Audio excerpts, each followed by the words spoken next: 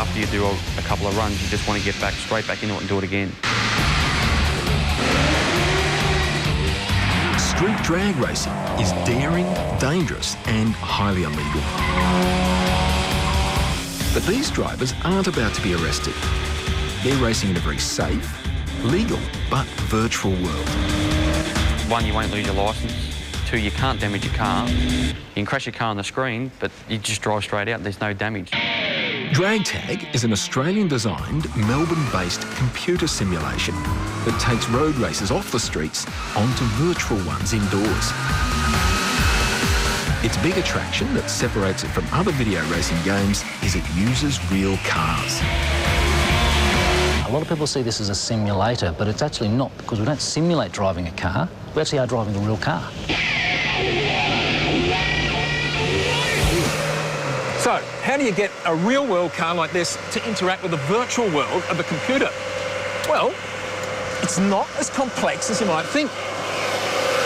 In fact, there are just 2 basic elements: a laser system for measuring the steering of your car and a couple of spinning drums that measure the forces of the wheels on the road. It's a dynamometer, basically rollers spun by the car's wheels. Now, these are nothing new in the automotive industry. It's the computer software that makes these ones special.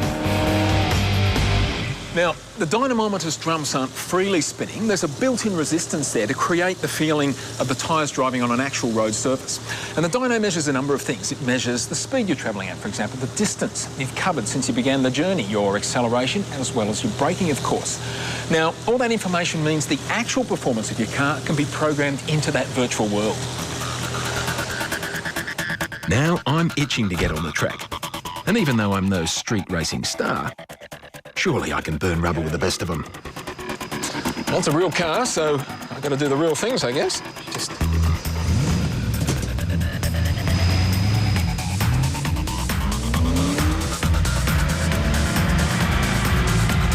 God, this is realistic. Up and over the hill. The game can have one very real side effect: motion sickness. Now, I'm starting to feel slightly nauseous, which apparently is one of the symptoms when you first start playing this game, but I'm told if you keep going, that'll disappear. It is incredibly realistic. It is remarkable. I've driven driving simulators before, but I tell you what, they're not as realistic as this. The realism, I think, comes about because you've got screens at the front as well as screens down the side. So visually, I'm totally immersed in the world. The game tests your driving skills to the limit and beyond.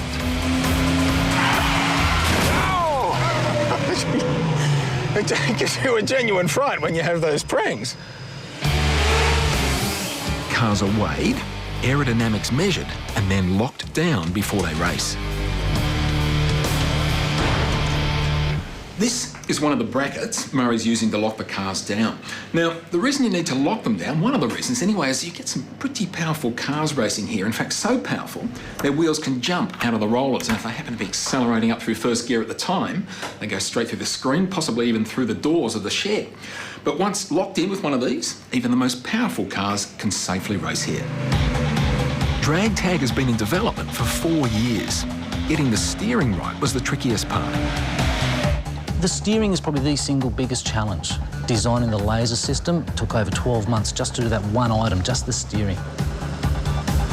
The system for measuring your steering is actually quite sophisticated. There's a couple of laser beams here and here that are measuring the precise distance between the tyre and this beam here. And the reason for that, of course, is as the tyre turns, that distance changes, so the computer can work out how you're steering. That information, together with the information from the dyno, is enough to lock the graphics perfectly into what the driver expects to see. The laser sensors work with front, rear and all-wheel drive cars.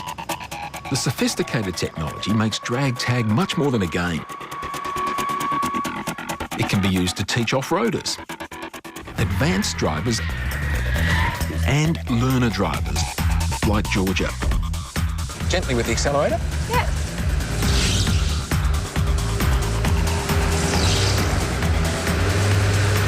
And away we go.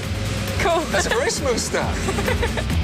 Highway planners can even test out their designs before the road is built.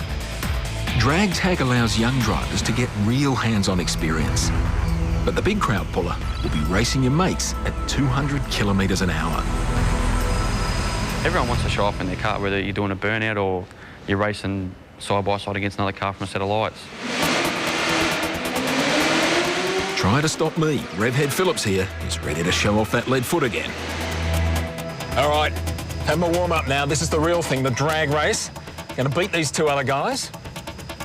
I'm told I should be able to get to the end of this quarter mile in 13 seconds if I'm any good, so we'll see how we go. Just feel the adrenaline pumping.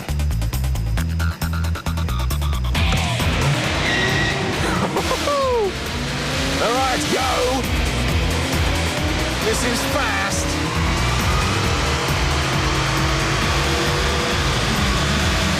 Yeah! So how'd I do? Charlie.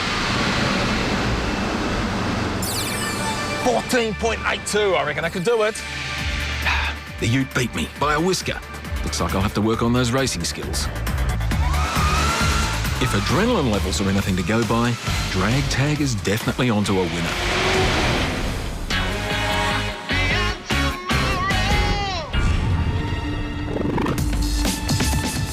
One of these people is a